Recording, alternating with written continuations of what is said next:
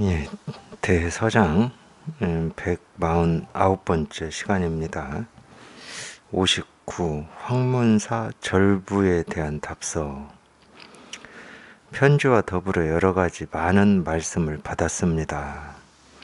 뜻밖에도 곧장 이와 같이 염농할 줄 아시는군요. 이 염농이라는 말은 가지고 논다는 뜻입니다. 우리가 이 롱이 희롱한다 할 때 그 롱이거든요. 가지고 논다, 염농. 선에서 이제 이런 염농이다 또는 가지고 논다 이렇게 표현할 때는 어쨌든 이 경전의 이 가르침이나 이 선지식에 가르친 이 말들이 있잖아요. 그 말들을 이제 이 자기 안목으로 보는 겁니다. 그런 이 가르침을 이 자기 안목으로 이 자기 안목을 가지고 이제 자유자재로 이렇게 자기 나름의 표현을 해보는 이런 거를 이제 가지고 논다 그러는 건데, 왜 그러냐면 이제 그런 말이나 또는 그 문자에 매이지 않으니까 가지고 논다 이렇게 표현하는 겁니다. 이 나쁜 뜻은 아니에요. 우리가 희롱한다 할 때는 좀 그게 나쁜 뜻이지만 이 선에서 이제 이런 표현을 쓸 때는 나쁜 뜻은 아니죠. 그만큼 안목이 있어야 우리가 경전의 말씀이나 선지식의 말씀을 가지고 놀 정도 되는 거거든요. 감상이라고 해도 됩니다. 지금의 표현으로는 감상인데 안목이 그만큼 돼야 감상이 되는 겁니다. 물론 이제 안목에 따라서 이제 감상하는 것도 다 다르긴 하겠죠. 그래도 그 문자나 말에 매이지 않았을 때, 거기를 훌쩍 뛰어넘었을 때 자기 살림살이가 거기에 대해서 이렇게 한 번이라도 이렇게 말로라도 표현이 되는 거니까 이렇게 표현을 한 겁니다. 그러니까 뜻밖에도 곧장 이와 같이 염농할 줄 아시는군요. 이렇게 표현을 했어요. 그런데 생기발랄하게 염농한 것이 참으로 스스로 깨닫고 스스로 얻은 것이라면 정말로 기뻐해야 할 일입니다. 이와 같기만 하다면 사람들이 이 관리가 본분을 지키지 않고 터무니없는 말을 함부로 짓거리는구나 하고 마음대로 말하도록 내버려 두십시오. 그 집안에도 응당 통하는 사람이 있어서 좋아할 것입니다. 오직 체험한 적이 있고 깨달은 적이 있는 사람이라야 비로소 알아보는 것입니다. 만약 남의 말이나 듣는 부류라면 저는 그가 마음대로 이 거북 껍질에 구멍을 내고 기왓장을 깨뜨리면서 점을 쳐보도록 내버려 둘 것입니다. 다시 열애선이니 조사선이니 하고 비판한다면 저의 주장자를 실컷 맛봐야 할 것입니다. 말해 보십시오. 이것은 당신에게 상을 주는 것입니까? 벌을 주는 것입니까? 여러 곳에서 다시 30년을 의심하도록 맡겨둡니다. 이 황문사 절부에 대한 답서는 비교적 짧습니다. 다시 한번 보겠습니다. 편지와 더불어 여러 가지 많은 말씀을 받았습니다.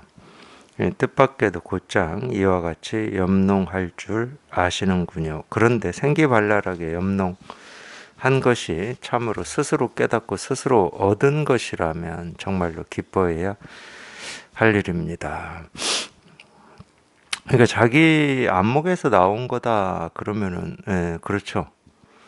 근데 이제 그걸 이제 우리 또 생각으로 또 이해로 우리가 이 선지식의 가르침이나 이 경전의 말씀도 충분히 어떤 이치 도리로 이런 거구나 저런 거구나 이렇게 말할 수 있거든요.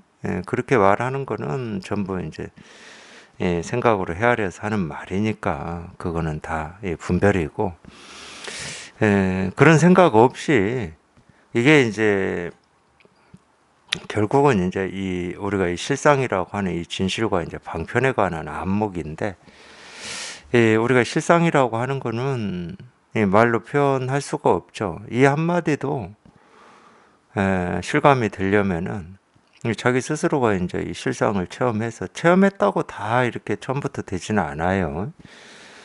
체험하고 보면은 뭐 사람에 따라서 약간 이제 뭐 다른 면은 있지만은 살아온 어떤 이 과정이 다르니까 다른 면이 있지만은 이걸 처음 해놓고 보면 이건 아무것도 아니고 늘 있는 거라고 하는 게 이렇게 실감이 되니까. 근데 그것도 실은 이 방편의 말이고 이렇게 항상 있는 거다. 이것도 사실은 방편의 말이고 항상 있는 거다라고 하는 그 암도 사라져야 되거든요. 실제로는. 근데 이제 처음 해놓고 보면 이게 이렇게 실감이 돼요. 느껴져. 이렇게 항상 늘 이렇게 분명한 뭐 항상 있는 거다 하는 이게 이렇게 느껴지니까 별거 아니거든. 뭐 대단한 것도 아니고 그냥 늘 그냥 일이니까 말을 하든 하지 않든 늘 일이니까 이거를 이렇게 표현될 수 있다고 이렇게 생각이 많이 돼요. 이거다 뭐 이런 식으로라도 표현될 수 있다고 이렇게 생각이 많이 되거든요. 그러니까 이 법이라고 하는 게 체험 해놓고 보면 그냥 별게 아니야. 별게 아니니까 늘 있는 거니까 이걸 표현할 수 있다 이런 생각이 들긴 하는데 근데 이제 공통적으로 공부를 하면 할수록 체험하고 공부를 하면 할수록 이 법이라고 하는 건 정말로 말로 표현할 수도 없고 어떻게 할 수 있는 게 아니구나. 어떻게 할 수 있는 게 아니에요. 이게 이제 더 이렇게 분명해지고 분명해지거든요. 그러면 어떻게 할 수 있는 게 아니면 이 법은 가르칠 수가 없잖아. 줄 수도 없고 가르칠 수도 없잖아요. 근데 이런 딜레마가 있어요. 이런 딜레마에서 자칫 잘못하면 법은 말할 수 없는 거다라고 하는 이 답 결론을 내려가지고 말을 하면 다 어긋난다 이렇게 생각으로 또 할 수도 있어요. 이것도 부작용이죠. 한쪽에 치우친 겁니다.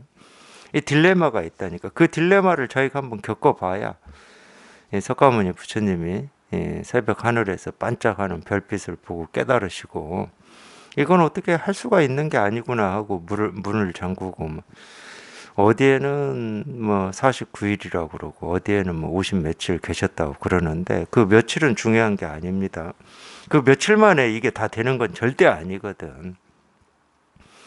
모르겠어요. 에, 어떤 정말로 세상에도 그런 일이 있으니까 어떤 이 천재적인 이 소양을 갖추고 태어나는 사람들이 있잖아요. 그런 사람들처럼 이거는 뭐 그냥 제 가정이고 가정이니까 그냥 참고로만 들어 주십시오.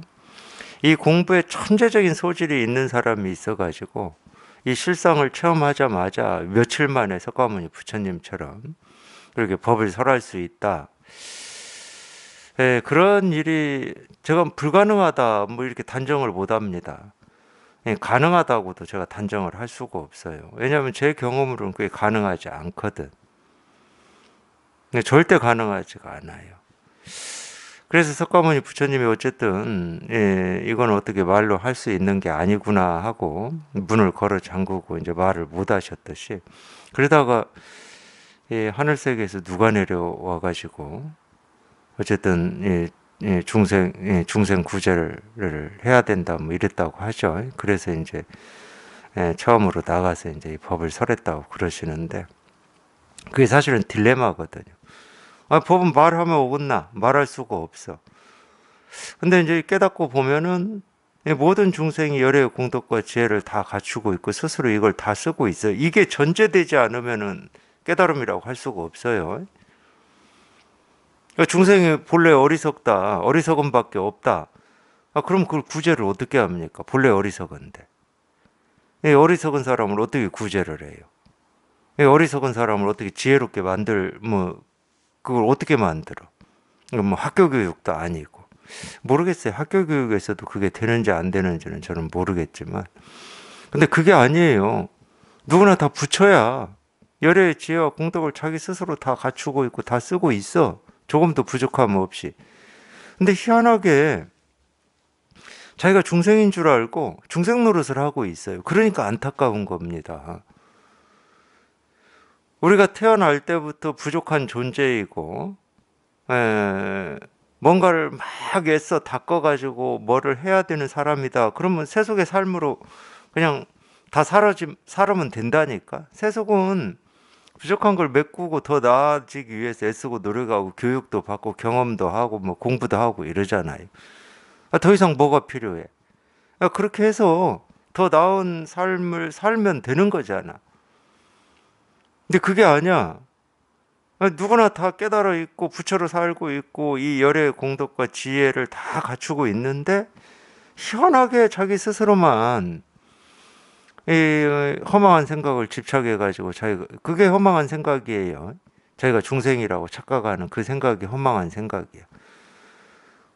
그게 허망한 생각인데 그걸 딱 집착해 가지고 그게 자기인 줄 알고 중생 노릇을 하며 살더라는 거예요. 그러니까 이제 딜레마에 빠지는 거예요.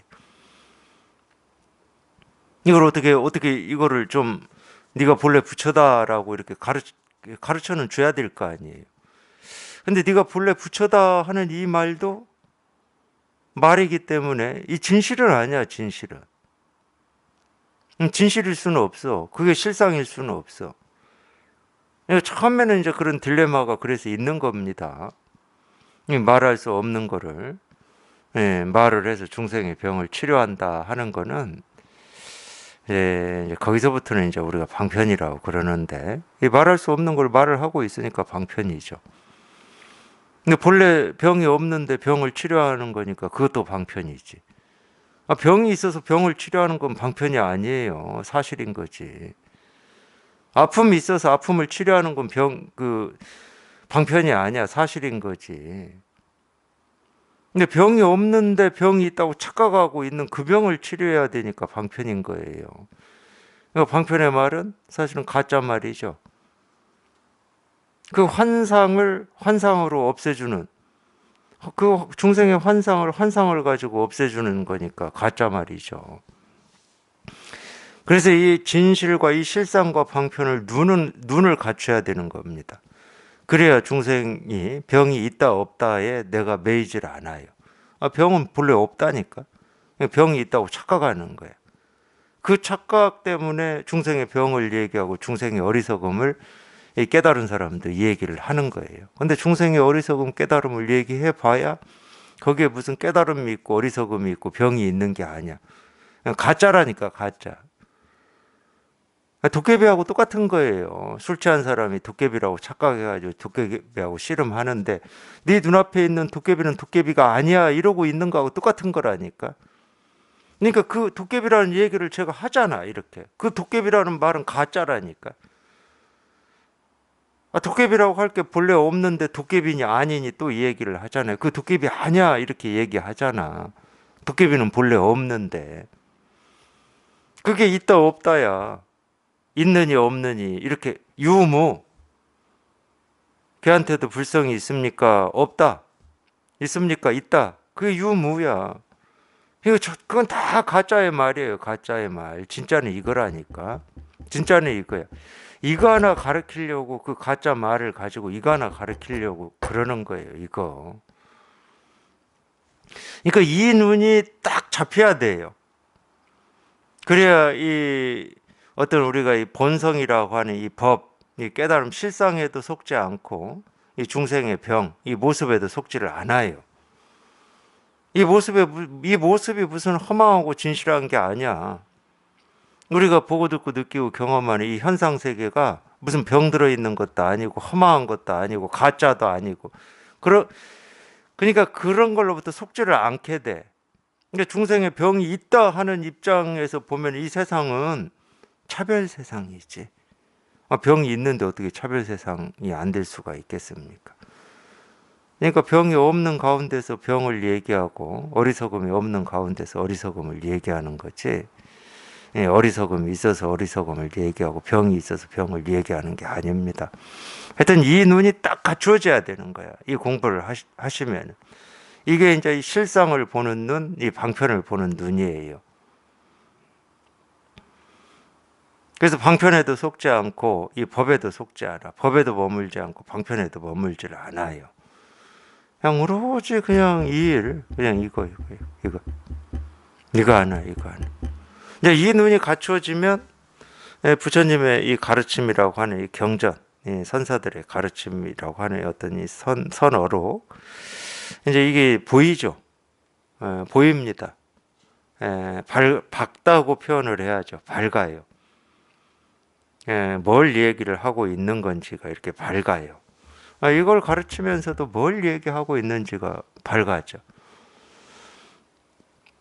그러니까 이 방편을 보는 눈도 자기 스스로 이 법에 익숙해져야 되고, 이게 이 법이 그냥 법의 사람이 돼야 된다 이런 표현을 하듯이, 우리가 나다 그러면은 이 법이 이 뼈가 되고 피가 되고 살이 돼야 돼요. 그래야 법의 사람이 되는 거겠죠. 그러면 모든 방편이 그냥 쭉 그냥 이렇게 분명하게 보여요. 모든 방편이. 정말로 기뻐해야 할 일입니다. 이와 같기만 하다면 사람들이 이 관리가 본분을 지키지 않고 터무니없는 말을 함부로 짓거리는구나. 사실 이런 얘기 들을 수 있죠. 이제 이 부분은 관리니까. 이 법에 대한 이야기를 하면은, 아니, 관리가 자기 일이나 잘하지, 뭐 저렇게 쓸데없는 얘기나 하고 있을까, 뭐 이런 얘기 듣죠. 우리 공부하는 도반들 사이에서도 뭐 좀, 뭐 이런 면은 아니지만 어떤 본분, 내 직업, 뭐 이런 얘기를 하지는 않겠지만, 하여튼 이 공부나 이 안목에 대해서 뭐 이런 얘기를 들을 수 있죠. 충분히 들을 수 있습니다. 짓거리는구나 하고 마음대로 말하도록 내버려 두십시오. 물으면 그 말을 하는 거야 뭐 그 사람의 자유니까 뭐 그것까지 우리가 어찌 할 수는 없죠. 대신 이제 그 말에 내가 끄달리냐 끄달리지 않느냐 이제 이거죠. 모든 일은 그런 겁니다. 모든 일은 이 세상에 뭐 이 모습 저 모습이 생기고 사라지는데 그거는 그들의 일이니까 뭐 생기고 사라지고 하는 거는 그들의 일이잖아. 그들이 누군지는 모르지만 세상이라고 그럴 때 거기에 내가 끄달리냐 끄달리지 않느냐 이 문제잖아요. 그들의 일에 나도 같이 부안내동 해가지고 거기에 쑥 들어가면 이제 떴다 가라앉았다 끄달리는 거고, 그러지 않으면 끄달리지 않는 거지. 세상이 어떤 모습으로 뭐 생기고 사라지고 변화하고 흘러간다 하더라도 자기 스스로는 그 모습 하나하나가 내 기준으로 마음에 들고 들지 않고 이렇게 분별이 아니고 그 모습 하나하나가 그냥 이 이름이 이렇게 분명하면은 끄달릴 일이 없다니까. 근데 끄달리고 싶지 않아라고 하는 어떤 의지 때문에 끄달리지 않는 게 아니야. 공부하는 사람이 이러면 안 되지 하는 그런 생각 때문이 아니라니까. 그 일 하나하나의 이 진실, 이 실상, 그 이제 반야심경에서는 오온이 개공이라고 표현했어요. 그게 공임이 분명하면 도일체 고액이다. 그래서 이제 색불이공, 공불이색, 색즉시공, 공즉시색 이런 겁니다. 그 일 그대로가 이 진실이고 진실 그대로가 이 모습이다 이 말이에요. 이 진실과 이 그 일이라고 하는 이 두 개는 다르지가 않다. 근데 다르다 그러면 이제 내가 이제 끌려가는 거지. 내가 다르다 하는 거니까 다르니까 이쪽을 쫓든지 이쪽을 또 쫓든지 해야 될 거 아니에요. 옳고 그름이 다르다 그러면 옳음을 쫓든지 그름을 쫓든지 해야 될 거 아니야. 그러면 끌려가는 거예요. 그러니까 늘 그냥 이 진실 하나가 이렇게 분명해야 된다니까. 어떤 일이 생기고 사라지더라도 그냥 이 이름이 스스로는 분명해져야 돼. 그냥 모든 일이 이 일이구나 이렇게 생각하라는 게 아닙니다. 다 일이야. 이러라는 말이 아니야. 그건 공부가 아니라니까. 그건 억지야, 억지. 그냥 뭘 보고 듣고 느끼고 경험하든 그냥 저절로 그냥 이 이름이 이렇게 분명하게 드러나야 되는 거죠. 이게 분명하지 않으면 이제 분별에 시달리는 겁니다. 그러니까 처음에는 조금 그런 힘씀 같은 게 있어요. 자기가 체험한 이걸 잃지 않기 위해서, 놓치지 않기 위해서 좀 힘씀 같은 게 있어. 이걸 잘 지켜야지 하는 이런 게 있습니다. 처음에는 좀 그런 게 있죠. 왜 있냐? 아니, 좀 이거 하나를 이렇게 체험했어도 그냥 지금까지 살아오면서 해왔던 이 분별이 계속 앞장서니까 분별 속에 이렇게 잊고 싶지는 않고 분별 속에 있는 게 좀 불편하니까 자기가 체험한 이걸 뭐 법이라고 하든 도라고 뭐 이름을 붙이든 간에 좀 이거를 이렇게 의식하는 시간이 있어요. 그 몇 년 걸립니다. 그것도. 법을 의식 안 하고 살기는 그게 뭐 1, 2년 만에 되는 것도 아니에요. 이게 몇 년 걸려. 그래서 큰 거는 뚝뚝 떨어지죠. 내가 법을 의식하고 살았군 하고 큰 건 떨어지는데 한번 또 지내보세요. 다 떨어졌는지 안 떨어졌는지는 지내보시면 또 알아요. 또 자기도 모르게 또 떨어져 나가고 이러거든. 한 번 떨어져서 다 떨어질 것 같으면 뭐하러 이 좋은 칼 만들 때 자꾸 불에 달고 가지고 두드리고 또 달고 가지고 두드리겠습니까? 한 번 달고서 두드리면 그냥 끝나야지. 절대 그렇게 안 돼요. 그래서 그런 뭐 이런 얘기를 듣는다 하더라도 그냥 마음대로 뭐 세상은 그렇지 뭐. 세상에 뭐 지가 지휘를 하는 거지. 그러잖아요. 지휘를 하는 거잖아. 뭐 계절도 바뀌고 해도 뜨고 지고 뭐 바람이 불기도 하고 멈추기도 하고 뭐 비가 오고 눈이 오기도 하고 지휘를 지가 하는 겁니다. 근데 거기에 내가 끄달리면 거기에 그런 모습에 내가 끄달리면 그냥 불편한 거고 세상에 어떤 일이 일어나도 그 하나하나가 그냥 저절로 되어져야 돼요. 저절로. 그냥 저절로 그냥 이 이름이 이렇게 분명하면 세상은 세상 말하라고 놔두세요. 세상은 세상 일 하라고 놔두고 너희는 너희 일을 해야 되는 거죠.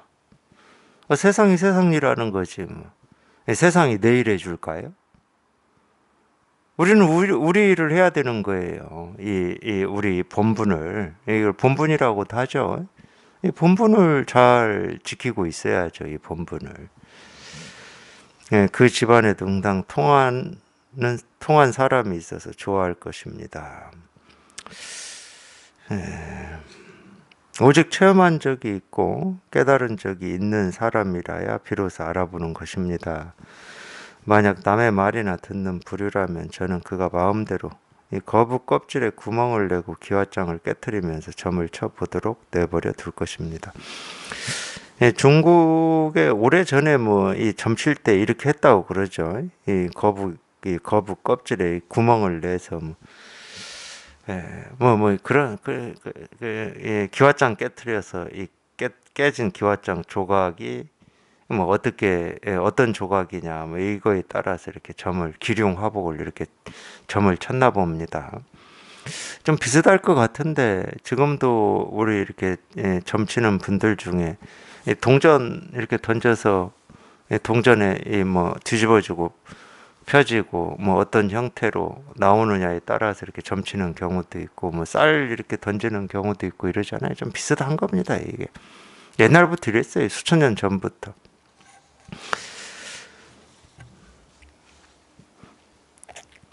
이거는 다른 말로 하면 유추한다는 말이죠. 유추. 그렇게 유추하는 아니 배운 게 있으면 그러죠. 근데 우리 실상이라고 하는 거는 여기서 얘기했듯이 오직 그냥 스스로가 이걸 체험한 적이 있고 깨달은 적이 있어야 이렇게 분명한 거고 어떤 생각, 유추, 뭐 암 이런 건 아니에요. 그냥 이거야. 그냥 이거 참 희한한 거예요. 그러니까 처음에는 그런 느낌이 있을 거예요. 아마 처음에는 내가 이걸 안다 하는 느낌이 있을 거예요. 이걸 안다 하는 느낌이 있지. 없을 수가 있나? 그런 느낌이 있을 거예요. 근데 이제 계속 지내다 보면 아는 게 아니야. 아는 게 아닌데 이게 이렇게 분명하단 말이야. 도대체 뭔지를 모르겠어. 그러니까. 근데 지내보면 아는 거 아니다는 것은 스스로 이렇게 점점 더 분명해져요. 아는 건 아닌데 그냥 이렇게 분명해. 이게 뭐지? 세상에 그런 일이 있나요? 아는 게 아닌데 분명한 뭐 이런 게 있어? 없을 겁니다. 모습져진 세계에서는 없어요. 그러니까 이제 그런 질문들을 하는 거예요. 그럼 뭐 알지 못하면 법이다, 법이 아니다, 법이 있다, 없다, 그걸 누가 어떻게 아는 겁니까? 이렇게 묻거든요. 여기 체험한 입장에서도 그렇게 물으면 말하기가 곤란해요. 내가 이걸 아는 건가, 모르는 건가? 분명히 이렇게 실감이 되고 공감이 되고 그냥 이 일인데, 이건데, 이거라고 이렇게 하는, 이거는 안다는 얘기 아니야. 그냥 알면은 뭐가 있어야 되는데 뭐가 없어. 뭐가 없다라고 하는 어떤 그런 뭐가 없음이라고 하는 이 공이라는 어떤 상태를 그럼 내가 아는 거냐. 그런 느낌이 들 때도 있다니까. 처음에는 그런 느낌이 들어요. 또 그렇게 설명해 놓은 이 책들이나 그런 가르침이 훨씬 다가오고. 근데 없어요. 이 대상이 없어, 대상이. 상대가 없어. 상대가 없는데 뭐 안다, 모른다를 어떻게 해. 상대가 없는데. 그래서 제가 이 진실과 방편을 보는 눈이 날카로워져야 되고 예리해져야 된다고 하는 겁니다. 이게 예리해지지 않으면은 헷갈려. 방편과 진실이 헷갈려가지고, 쉽게 말하면 다른 말로 하면 자기 스스로도 이렇게 좀 구제하기 좀 어려움이 있지만은 특히나 이런 걸 이렇게 이 중생 제도한다, 중생의 병을 치료한다 할 때 부작용이 많아집니다. 가르쳐 줄 게 있는 것 같고, 어떤 방법이 있는 것 같고, 이렇게 하면 될 것 같고, 뭐 이런 부작용이 많아져요, 그러면. 꿈속에서 꿈 얘기하고 있는데 무슨 방법이 있어요.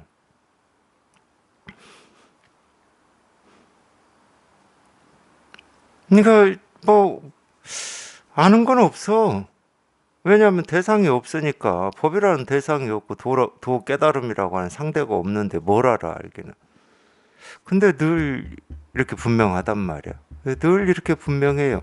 하여튼 깨어있을 때는 그래요. 눈 떠서 눈 잠들기 전까지는 보고 듣고 느끼고 경험하는 하나하나가 늘 그냥 이렇게 분명해. 이거야, 이거. 그냥 이거야, 이거. 그냥 이거야. 나 깨어있을 때는 그래요. 그냥 이거야.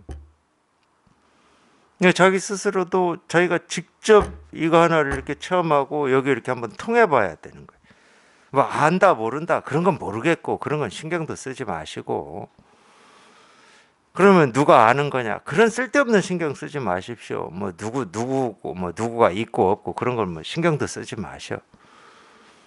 그냥 오로지 그냥 여기에 한번 이렇게 통해보는 거예요. 여기에 통해보고 뭔지는 모르겠지만 부처님의 깨달은 마음이라고 하니까 여기 한번 통해보는 거예요. 이겁니다 하는 여기 이렇게 통해보는 거예요. 그러니까 이렇게 헤아려서 점치듯이 하지 말라는 거예요. 이런 거야 저런 거야 이렇게 하지 말라는 거예요. 그러니까 이 생각으로 말로 하려고 하지 말라는 거야. 그냥 통하면 그냥 곧장 통해버려야 돼. 여기 그냥 아무 뭐 조건 달지 말고 이거저거 뭐 조건 달지 말고 통하려면 곧장 이건 말이 아니잖아. 이건 생각도 아니잖아요. 그러니까 생각도 아니고 말도 아닌 여기 이렇게 곧장 딱 통해버려야 돼.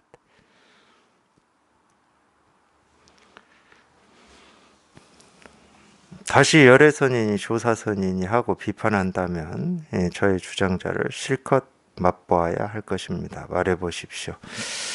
뭐 이런 얘기도 좀 쓰셨나 보죠. 뭐 이 거사님 이런 얘기도 뭐 열애선 조사선 이런 말씀을 좀 쓰셨나 봅니다. 이것은 당신에게 상을 주는 것입니까? 벌을 주는 것입니까? 여러 곳에서 다시 30년을 의심하도록 맡겨둡니다.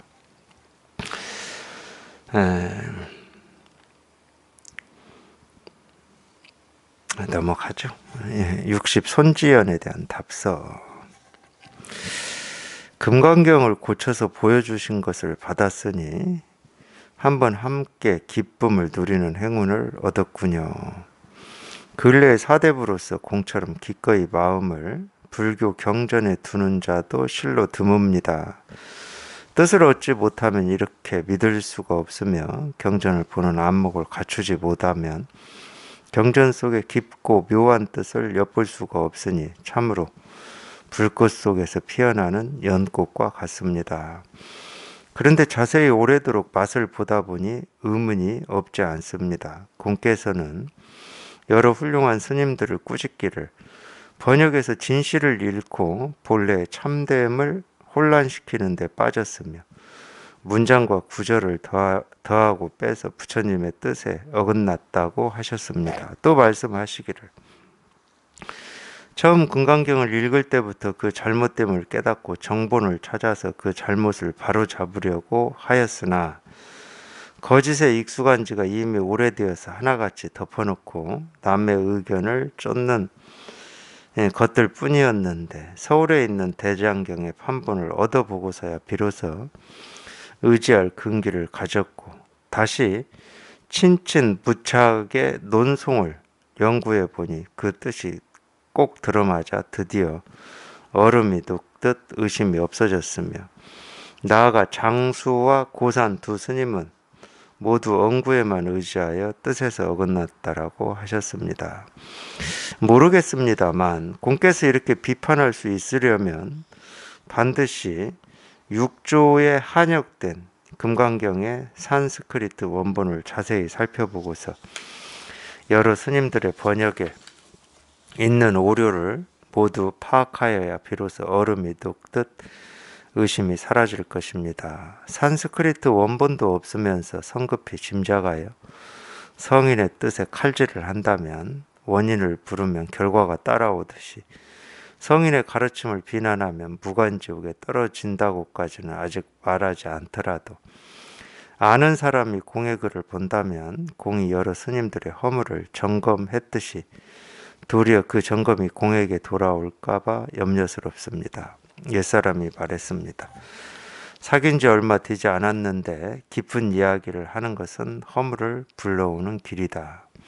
저는 공과 평소 전혀 모르고 지내왔지만 공께서 이 경으로 인증을 얻어서 대대로 전하여 중생세계 속에 부처님의 씨앗을 심고자 하시니 이것은 가장 좋은 일이고 또 저를 그 속의 사람으로 여기시어 그 속의 소식을 가지고 모습받기 일을 서로 기약하고자 하시니 그런 까닭에 말씀드리지 않을 수가 없군요. 여기까지 있고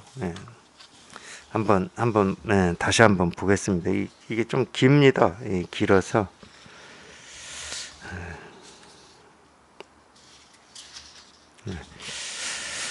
손지연에 대한 답서. 금강경을 고쳐서 나름 이렇게 뭐라고 해야 됩니까? 수정해가지고 이 책을 발간했다. 이때는 뭐 책을 발간한다. 그러면 일일이 붓으로 자기가 쓰는 거죠. 지금처럼 뭐 인쇄소에서 이렇게 찍는 게 아니고 자기가 다 쓰는 거니까 보통 작업은 아니죠. 그리고 이제 내용을 보면은 나름 금강경 판본을 열심히 이렇게 찾아보신 거죠. 여기저기 찾아보시고 여기 친친과 무착까지 나오는데 이 친친무착은 대승불교에서는 굉장히 역사적인 인물입니다. 두 분이 형제인데 이분들이 편찬한 책 제목은 지금은 뭐 기억이 안 나는데 어쨌든 대승불교의 이론적 기초를 세우신 분이에요. 두 분이. 세친이라고도 하는데 세친, 무착 이렇게 얘기를 하는데 뭐 이건 당연히 이제 중국식으로 이제 음차한 거고 인도 사람들입니다. 그러니까 이분들의 이 논송까지도 이렇게 연구를 하고 나름 잘못 번역되고 뭐 이런 거를 이렇게 고쳐서 제대로 된 금강경 경전을 이렇게 뭐 발간을 해보고자 하는 뭐 이런 뜻이었겠죠. 이것도 불교에 대한 어떤 믿음이나 이 불교에 대한 어떤 열정 이런 게 없으면 못 하겠죠. 대단한 일입니다, 이게. 근데 저도 이 대스님하고 똑같은 입장인데 뭐 제가 어느 정도 읽어 드렸으니까 대스님이 어떤 마음가짐이고 입장이신지는 뭐 대충 감이 오실 거예요. 이 성현의 이 가르침이라고 하는 거를 우리가 자기가 손을 댄다 그럴 때는 굉장히 신중해야 됩니다. 신중해야 되는 정도가 아니고 비록 지금 자기 눈에 이게 이렇게 잘못된 뭐 오자다 탈자다라고 하더라도 굉장히 신중해야 돼요. 그래서 이제 이 선사들은 보통 이제 그런 경우가 있다 하더라도 이렇게 수정해서 발간을 하는 게 아니고 그대로 놓고 뒤에 그냥 이 자기 의견을 한 줄 씁니다. 이건 탈자인 것처럼 보인다 뭐 이런 식으로 굉장히 신중하게 해요. 저도 그런 입장이에요. 그럴 필요가 있다. 이 판단하는 건 쉽습니다. 그거는 이제 우리가 분별만 해왔기 때문에 판단하는 건 되게 쉬워요. 그건 뭐 금방금방 판단하잖아요. 이 금강경 이 판본은 좀 뭔가 부족한 것 같고, 뭐 빠진 것 같고, 이렇게 판단하는 건 쉬워요. 근데 판단하는 건 쉬운데, 그걸 있는 그대로 놔두기는 쉽지가 않아요. 우리가 하도 이 옳고 그름이라고 하는 이 분별에 익숙해져 가지고, 사실은 이제 그런 작업들을 이렇게 하고 싶을 때도 있잖아요. 뭐 역사로 보면은 뭐 이 고대든 현대든 이 역사를 이렇게 기록을 해놨는데 이게 좀 뭐 왜곡됐다든가 이러면은 막 그런 자료들을 찾아가지고 이건 왜곡이다라고 이렇게 주장할 수도 있고 막 이런 건 쉽잖아요. 우리 그런 생각 그런 것이 쉽다라고 하는 건 어떤 면이냐면 그러고 싶다는 거예요. 그러고 싶다. 막 이렇게 정정하고 싶고 바로잡고 싶고 막 이게 다 이게 분별하는 마음이거든요. 하여튼 이 공부하시는 분들은 이 법을 분명히 해야지 어떤 객관적인 사실이라든지 이런 걸 분명히 하려고 애쓸 필요가 없어요. 그리고 실제로는 그런 일은 정말 어떤 게 사실인지를 우리가 어떻게 증명을 합니까?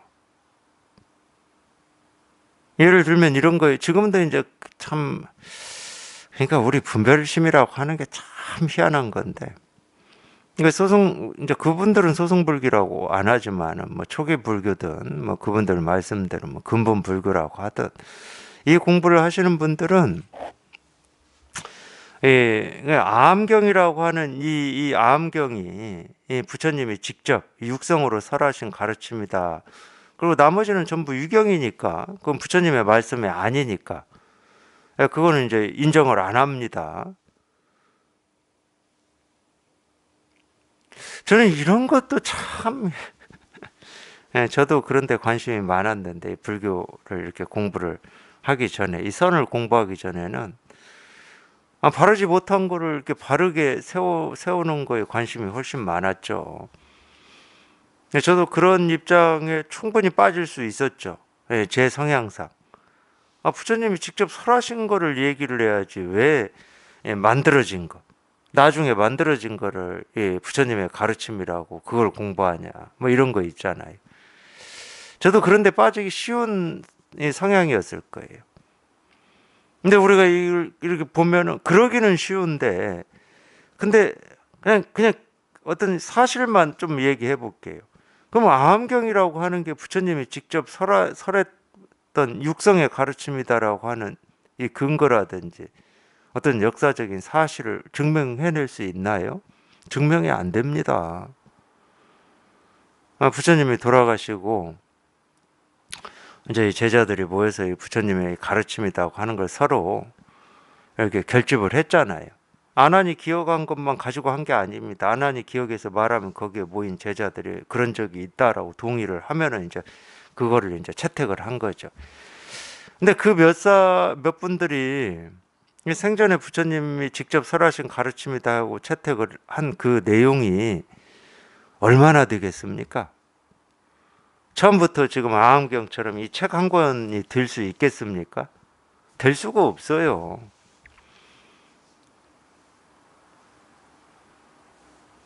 그리고 이 부처님이 돌아가시고 그렇게 해서 이 구전으로 전해져 내려왔는데, 이 구전으로 전해져 내려온 걸 그냥 원 그대로 내려왔다고 누가 보장을 해요?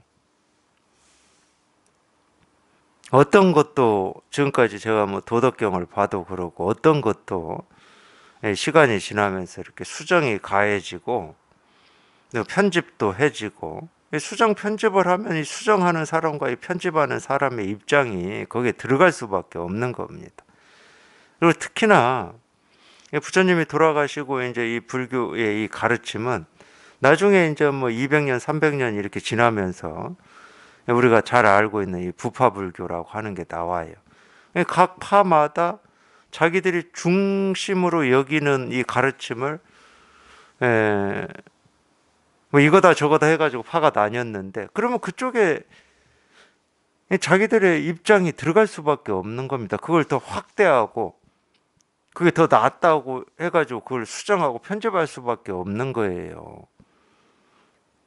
그리고 결국은 이 아소카 왕 때도 이 대종부하고 상자부 이 논쟁이 있었는데, 그러니까 이 다르다는 거잖아요. 쉽게 말하면 부처님의 이 원 가르침은 이 사람들은 이거라고 그러고 이 사람들은 저거라고 이렇게 다른 게 있었다는 거잖아요. 그럼 그만큼 첨가됐다는 얘기입니다.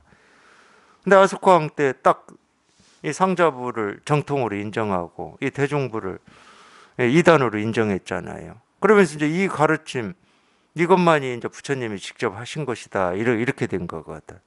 그러니까 어느 누구도 석가모니 부처님이 직접 하신 말씀이 아함경의 어떤 구절이다라고 주장할 수가 없습니다. 당연히 그런 거는 이 언어도 그러듯이 우리 언어도 100년만 지나면은 이 100년 전의 사람하고 100년 후의 사람이 의사소통이 안 됩니다. 안 돼요. 100년만 지나면. 우리는 조선시대로 우리가 돌아가면은 조선시대 사람들하고 똑같이 이렇게 말을 쓰니까 의사소통이 될 거라고 생각하지만 서로 외국어하고 있어요. 그러니까 기억니은 디귿 리을은 똑같지. 근데 외국어하고 있다니까 서로. 근데 그게 벌써 200년, 300년 지나면서, 그리고 이제 또 인쇄가 이제 인쇄술이 나와가지고 그걸 이제 문자로 정리하면서 얼마나 많은 것들이 첨가되고 수정됐겠냐는 거예요. 그러니까 이 마음 공부하는 입장에서는 이게 수정 첨가 이런 거를 굉장히 신중하게 하는 거예요. 아예 안 하고. 지금 자기 눈으로 보는 게 전부일 수 없다는 입장도 좀 있죠. 내가 지금 보는 안목, 내가 깨달아서 지금 보는 안목이 완성태다 이런 입장을 못 가진다니까, 이 공부에서는. 당연히 뭐 제가 참고로 말씀드리면 이 대승불교의 경전은 이 석가모니 부처님이 돌아가시고 나서 한 400년 뒤부터 나온 겁니다. 대승불교는 그렇게 시작했다고 보통 학자들이 얘기를 하니까 기원전 1세기 정도부터 당연히 만들어졌죠. 기원전 1세기 때 석가모니 부처님은 돌아가시고 없는데, 죽은 지 400년이나 됐는데 그분이 뭐 다시 나타나가지고 직접 설을 했겠습니까? 그분의 육성은 아니에요, 당연히. 근데 뭐를 우리는 중심으로 봐야 되냐면 이 실상이라고 하는 이거를 봐야 되는 거예요. 이거를. 이 석가모니 부처님이 실상을 가르치신 거거든. 이게 무상정등각이라고 하고 이거를 가르치신 거예요. 그러니까 말을 가르친 게 아니야. 그러니까 선이 이런 얘기를 할 수밖에 없었어요. 49년 동안 온갖 말씀을 하셨지만 부처님은 한마디도 하신 적이 없다. 이런 말을 할 수밖에 없었어, 선은. 아니, 지엽적인 걸 가지고 논쟁을 하고 싸우니까 이건 부처님이 직접 하신 거냐 아닌 거냐. 아니, 진실을 봐야지. 부처님이 하셨다 그러면 그게 진실이 되나? 부처님이 아무리 하셨다 하더라도 그건 말이지. 이 말할 수 없는 진실을 가르치고자 이 말로 했을 뿐이라니까. 그러니까 이 말로 한 이거를 한 이유는 이 말할 수 없는 여기에 통하라고 이 말을 한 건데, 이 지엽적인 이걸 가지고 직접 했냐 안 했냐, 만들었냐 만들지 않았냐 이렇게 싸우고 있으니 이게 중생들이죠. 그게 중생들인 겁니다. 네, 부처님이 하신 말씀이든 뭐 부처님 아닌 사람이 하신 말씀이든 그게 이 진실을 가르치는 엿법한 가르침이냐? 아, 그게 중요한 거지. 그리고 더 중요한 거는 자기가 그런 말을 듣고 문득 자기 마음의 등불을 딱 켜는 게 제일 중요한 거지.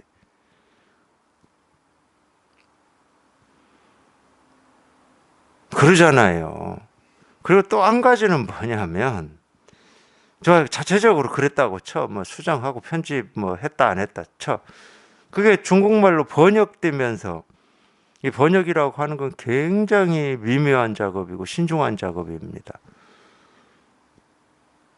왜냐면은 이 인도말하고 중국말이 달라요. 문화가 다르고.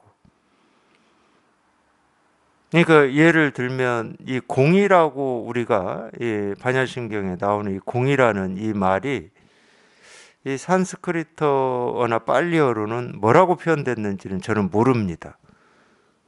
근데 이걸 공이라고 바꿔서 지금 번역을 하는 거잖아. 이 번역되면서도 이 번역자의 취지가 들어가게 돼 있는 거예요. 물론 이 금강경은 여기 금강경이 나왔으니까 몇 종류로 이 판본이 번역 판본이 몇 종류 한 일곱 정도 됩니다. 일곱 정도. 근데 이제 대표적인 거는 구마라지의 번역본하고 이 현장 스님의 번역본이에요. 금강경. 우리가 가장 우리나라에서 많이 보는 이 금강경 판본은 이 구마라집이 번역한 판본입니다. 참 재밌어요. 그러니까. 그럼 반야심경은 또 기억이 또 헷갈리네. 금강경은 구마라집 판본이 맞을 거고 가장 많이 보는 게 우리나라에서입니다. 아마 반야심경은 현장이 번역한 걸 거예요. 그걸 볼 겁니다. 우리나라에서 가장 많이 보는 게. 구마라집도 번역해 놨거든요. 반야심경. 근데 희한하게 그게 그러니까 다르다니까. 예를 들면은 뭐 세간에서 어떤 이 노래 같은 거 있잖아요. 미국에서는 이 노래가 유행하는데 우리나라에서는 다른 노래가 유행할 수 있듯이 하여튼 그런 게 좀 있어요. 보면은 그렇게 그걸 이렇게 번역할 때 또 중국말로 번역한 걸 또 우리말로 번역한다고 생각해 보십시오. 그 원문의 이 취지를 그대로 살린다는 것은 거의 불가능하고, 그러려면 우리가 이제 산스크리트나 또는 그 나라의 사람이 돼서 그 나라의 역사 문화가 몸에 체화가 돼야 돼요. 그래야 이제 그 언어로 표현됐을 때 그게 어떤 뜻인지가 바로 나오는 거죠. 근데 그건 복잡해. 그건 쓸데없는 짓이고. 불교가 뭐 그런 문화 뭐 이런 걸 가르치는 것도 아니고. 그냥 곧장 언어는 다르고 문화는 다르고 역사는 다르고 사람 인종은 다르다 하더라도 그냥 우리 모든 사람한테 갖춰져 있는 이 진실 하나를 얘기하는 거니까, 이 마음 하나를 얘기하는 거니까 그런 지엽적인 거 가지고 논쟁할 필요가 없는 거예요. 옳으니 그러니 뭐 이럴 필요가 없어. 자기 마음 하나 밝히는 건데, 그 점 때문에 대스님이 이 금강경 이 부분에 대해서 이 금강경 이렇게 수정하고 발간한 거에 대해서 이렇게 조심스럽게 접근하는 겁니다.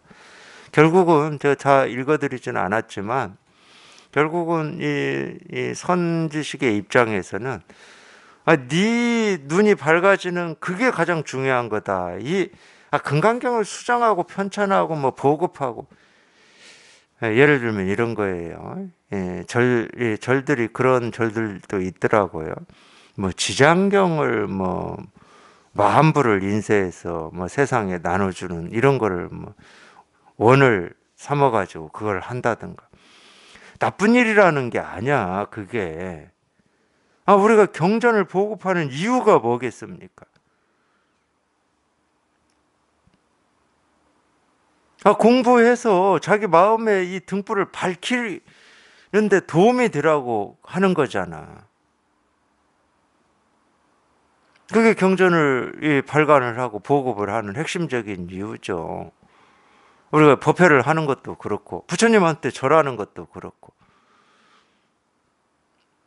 부처님한테 절하기 위해서 절하는 거는 그건 뭐 아무것도 아니지. 그거는 보급하기 위해서 보급하는 거는 아무것도 아니에요. 결국은 우리 중생심을 조복하는 거, 분별에서 벗어나서 이 실상을 체험하라고 그런 일을 하는 거지. 그러니까 이게 중심이어야 되는 거지. 이게 근본이고 나머지는 말단이에요. 나머지는 다 말단. 그러니까 대승이냐 소승이냐 하는 것도 전부 말단인 겁니다. 뭐 티베트 불교냐 남방 불교냐 다 말단 가지고 씨름하는 거예요. 이게 근본이지. 이게 근본. 불교는 이거밖에 없는데. 그리고 세상도 이거밖에 없어요. 삶도 이거밖에 없고 뭐 이 일 말고 다른 일이 없는데.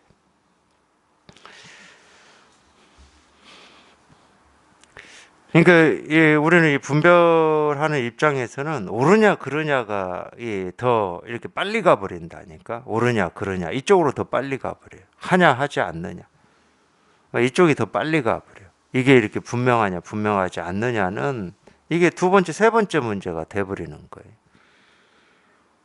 실제로는 이게 첫 번째고 나머지가 두 번째 세 번째 말단이고 지엽적인 문제인데,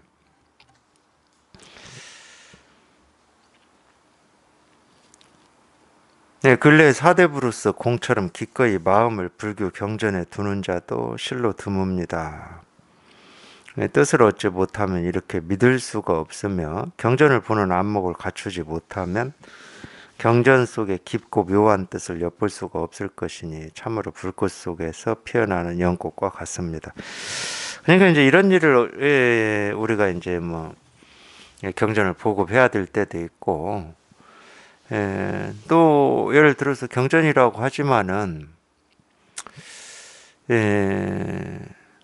뭐 오류가 있을 수 있죠. 번역을 오류로 했다든가 뭐 이럴 수 있죠. 뭐 그런 일을 할 수밖에 없다 그러면은 항상 자기 눈이 여기에서 얘기한 것처럼 경전 속에 깊고 묘한 뜻을 엿볼 수 있는 이 자기 눈이 먼저여야 돼요. 자기 눈이.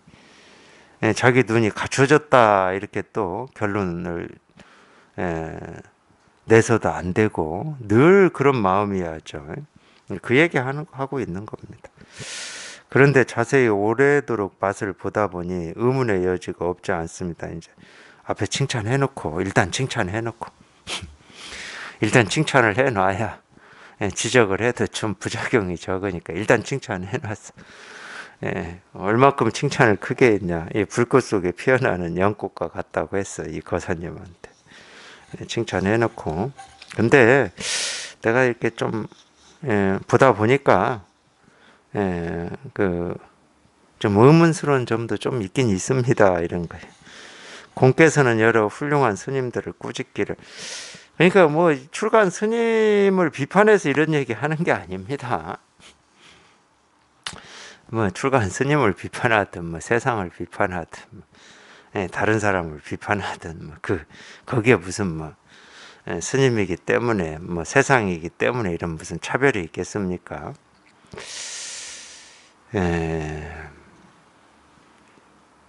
이런 거는 어떤 건지는 저는 잘 모릅니다.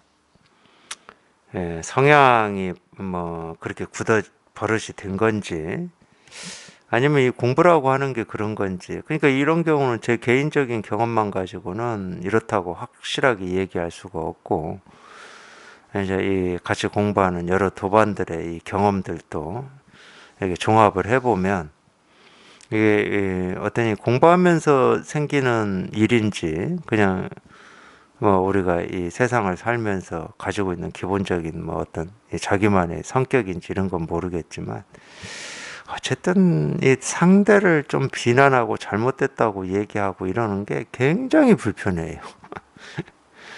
참 그건 신기해요. 그냥 그전에도 그랬는지 어쨌는지는 잘 모르겠어요.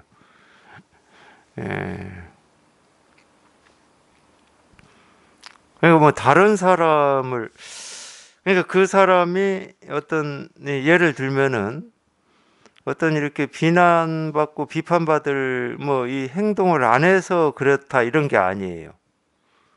우리가 뭐 운전하다 보면 갑자기 뭐 예, 자기 앞에 끼어들어서 화가 나고 또 더 심하면은 자기도 모르게 욕도 하고 이러잖아요. 하여튼 그런 일이 있다 하더라도 상대를 이렇게 비난하고 비판하면 좀 불편합니다. 마음이 불편해. 하여튼 그런 건 저는 느껴요. 그리고 예를 들어서 이 같이 공부하는 도반들이 같이 저랑 이렇게 뭐 밥을 먹거나 뭐 같이 이렇게 시간을 보내시다가 어쨌든 뭐 어떤 사람에 대해서 지금 뭐 주문을 했는데 뭐 밥을 가져오는 사람에 대해서 이게 좀 이렇게 짜증이나 비판 이런 걸 하면 제가 불편해져. 그러더라고요. 그래서 그거는 뭐 누구를 비판했냐 또는 어떤 일을 비판했냐 뭐 이런 것 같지는 않고 대스님의 이 말씀도 훌륭한 스님들을 꾸짖기를, 그러니까 꼭 이분들이 뭐 훌륭해서 또는 훌륭하지 않아서 뭐 이런 면은 아닙니다. 꾸짖기를 번역에서 진실을 읽고 본래의 참됨을 혼란시키는 데 빠졌으며 문장과 구절을 더하여 빼서 부처님의 뜻에 어긋났다라고 하셨습니다.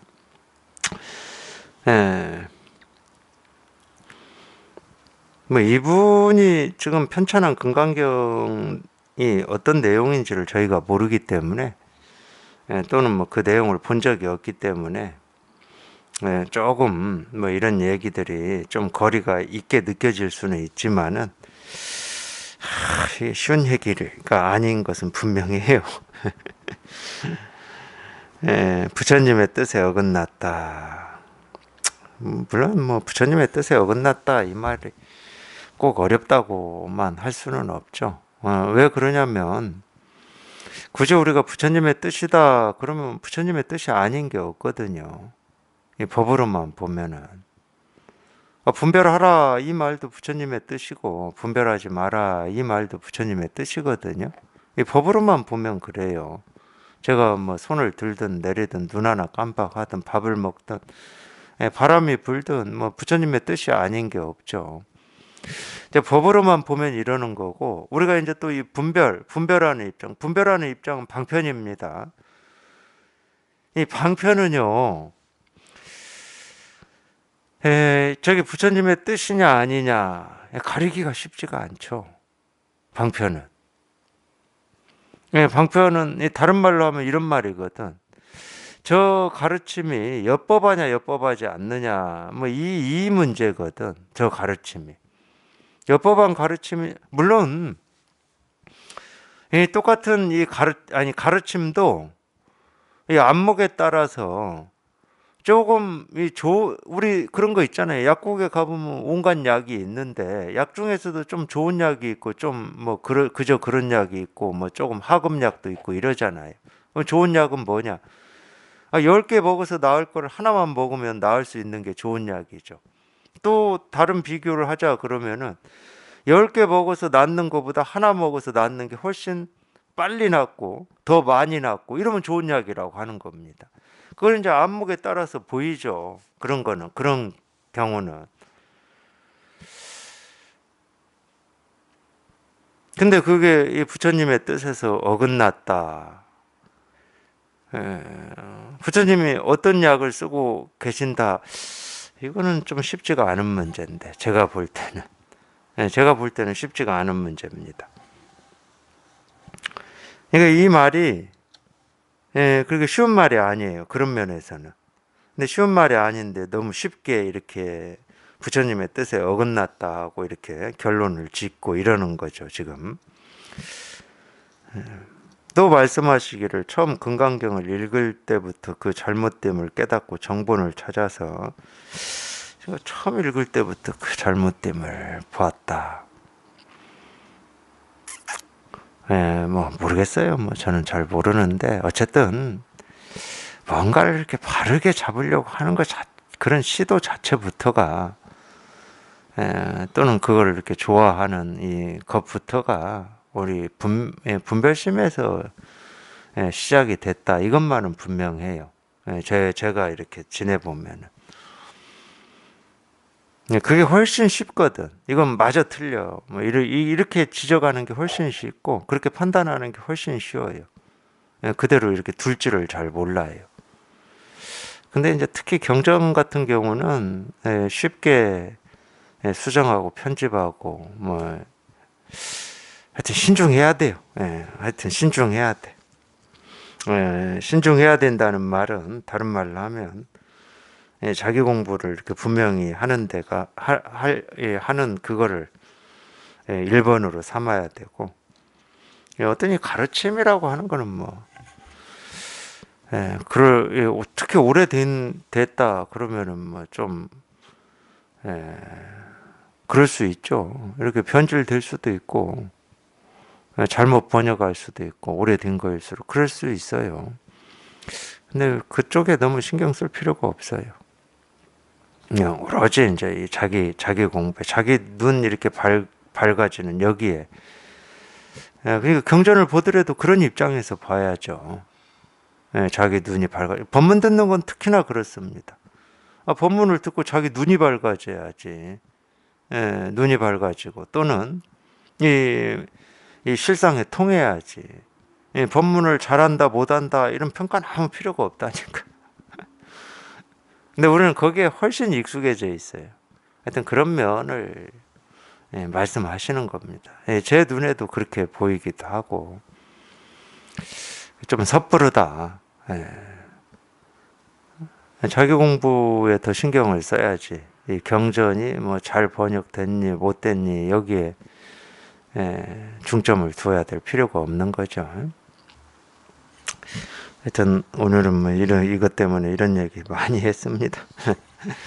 하여튼 공부하시는 분들은 그냥 이 실상 하나 이렇게 분명히 하는 거를 1번으로 하셔야 돼. 이거 하나 분명히 하는 걸 1번으로 하셔야 돼. 세상이든 또는 부처님의 가르침이 뭐 이렇게 저렇게 나왔던 그건 두 번째, 세 번째. 진실은 눈앞에 있는 거지. 그 가르침에 있는 게 아니거든. 세상에 있는 것도 아니고 늘 이렇게 눈앞에 자기가 생각하는 세상 거기에 있는 게 아닙니다. 늘 눈앞에 있는 거지. 늘 눈앞에.